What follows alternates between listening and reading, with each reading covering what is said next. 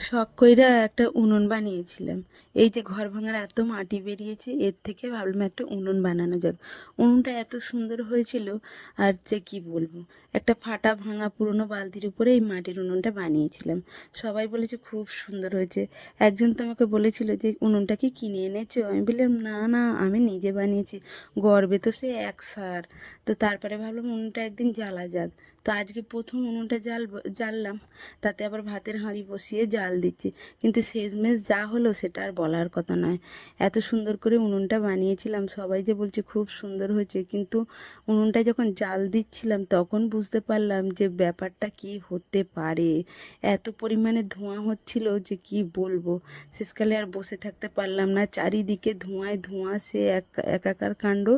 এত পরিমাণে চারিদিক ধোঁয়ায় কালো হয়ে গিয়েছে, আর বসে থাকা যাচ্ছে না। তারপরে এখানে এই যে আমি উঠে পড়েছি বসে থেকে থেকে ধোঁয়ার জন্যে।